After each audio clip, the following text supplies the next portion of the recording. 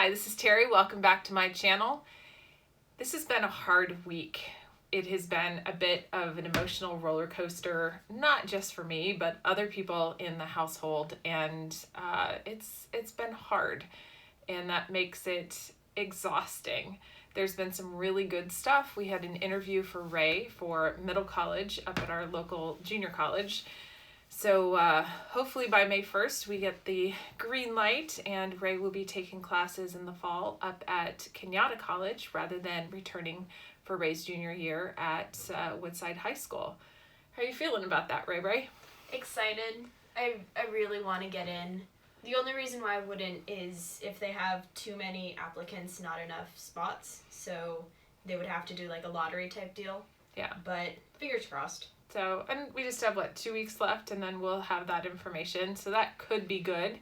But then there's the flip side, which we're starting to hear rumblings about classes not resuming in the fall in person or in real life. They will be online. And we had a conversation about that on Tuesday night at the dinner table that did not go well. It's already been a rough freshman year for Adam, and then also for Sophie, who's staying with us. That's Adam's girlfriend. And the idea of, essentially 9 more months of being at home is, gross, really untenable for all of us.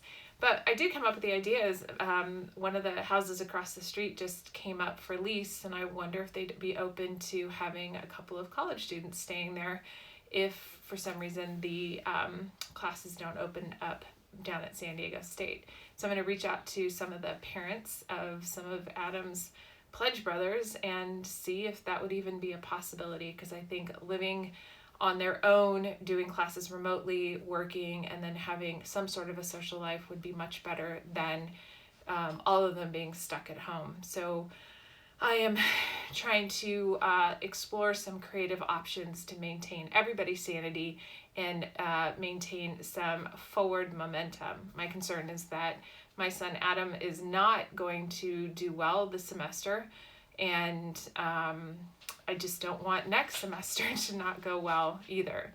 So it's requiring some creativity. It's also requiring some patience and, digging and looking within to find ways for us to maintain our sanity and our centering at a time that is so challenging.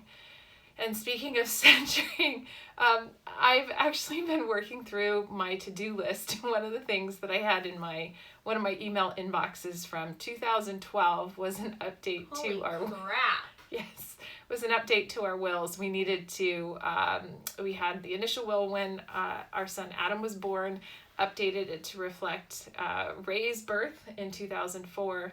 And now I'm just shifting some stuff around now that Adam is 18. Well, actually he's 19 and can technically be Ray's guardian. Ray turns 16 in August, so we have about 2.5 years. We won't need a guardian after that. So I wanted to update for that, and then also update our durable power of attorney, and make sure that we are all set up. So I took the time to do that yesterday, and somehow we need our neighbors to come over and witness our signatures from a distance. So I'm noodling over how best to do that with masks and gloves, and doing it out on the die table out front so we can be 6 feet apart and still get those signed. But I'm pretty damn proud of myself for finally getting to that. And I've... 2012? Yeah. I was talking to my friend Bonnie, and she said that a lot of people are starting to work on their wills or their trusts or getting their personal stuff in order, which is a good thing. I don't see it as a morbid thing. I see it as an opportunity to get to stuff that we haven't gotten to for a long time. Speaking of which, nice segue to this. I took a bath. I think it was day before yesterday, and I think for the first time in 4 weeks I shaved my legs. Yay! Yay! Yeah, feel nice and smooth now. Yeah, it was. My friend Michelle had sent me this really cool gift box, and in it was a new razor and some shaving cream. And I thought, what the heck? Let me give this a try. And so it felt good. it felt a little freeing. I feel like I'm a little bit more aerodynamic, which I'm not actually going anywhere, so it doesn't really matter, but it felt good to do that.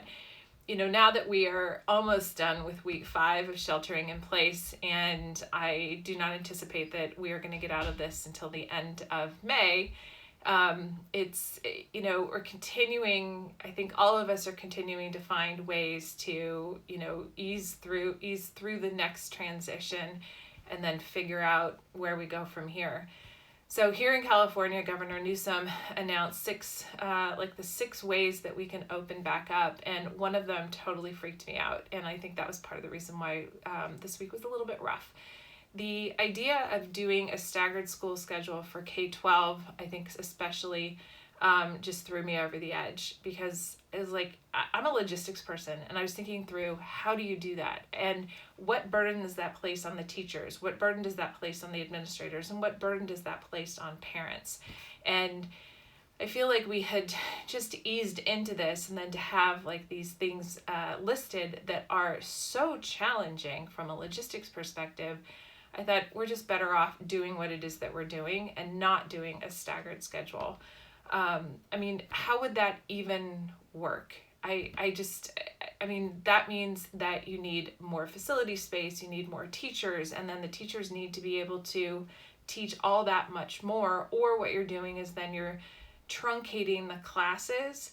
It's like, it's kind of a non-starter in my opinion. And then the other idea of reducing the number of tables in restaurants, and then still practicing, whether wearing masks or gloves. And I'm like, how does one eat with a mask on? There are just certain logistical practicalities that it's like, these things need to be thought through a little bit better. And I know that our economy is suffering, our society is suffering, people are, the negative effects from a mental health perspective, the studies are showing the data is not going in a good direction.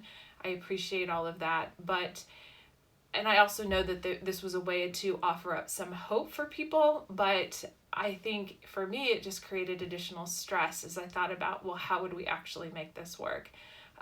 Where are the tests? How are we going to do that? And the idea of Google and Apple doing some sort of a tracking and notification thing, absolutely not. I've been in life sciences for 20 years. I've been doing digital health investing for the last 4, and I do not trust tech companies.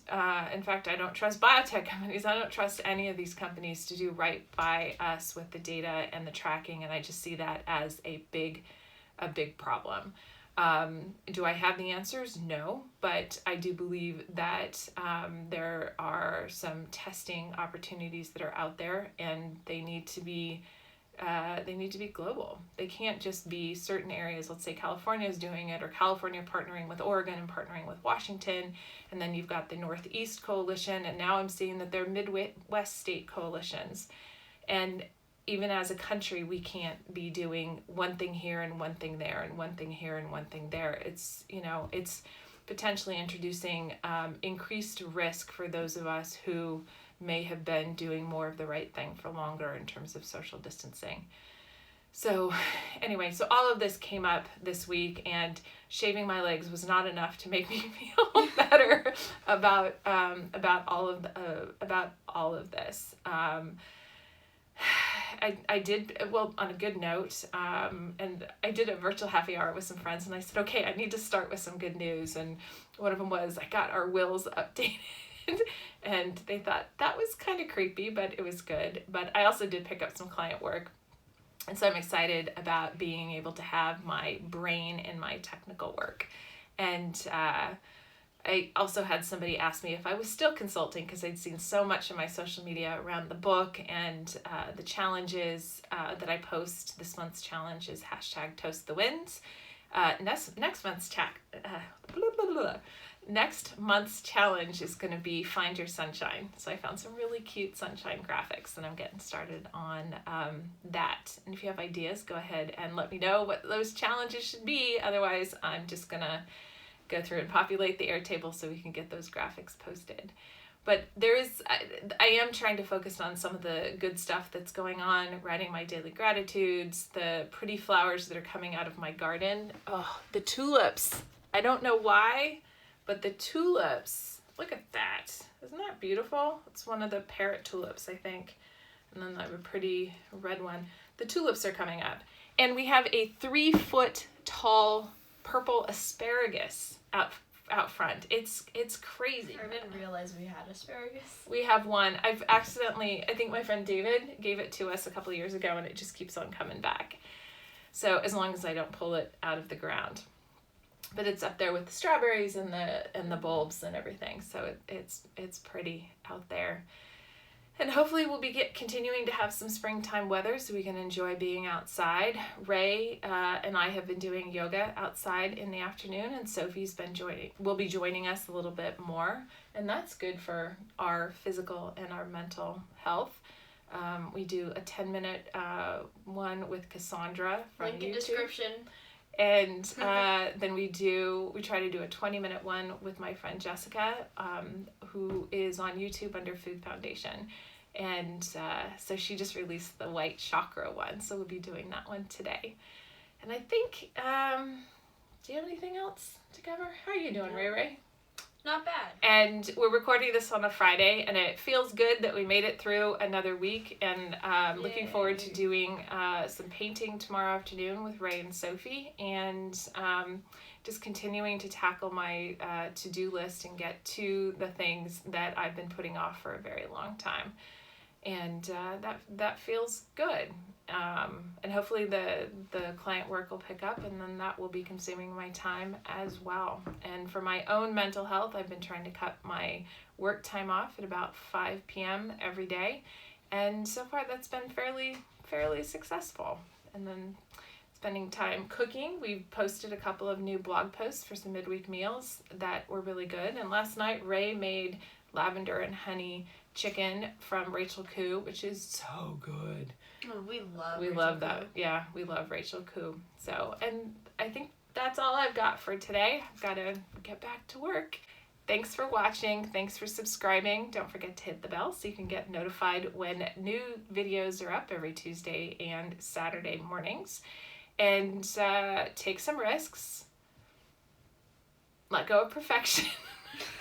Honest to God, I might be able to do that one day perfectly. Maybe. But I'm letting go of perfection, as you can tell by everything that's going on here. My funky look today. And above all else, have some fun. Wash your hands.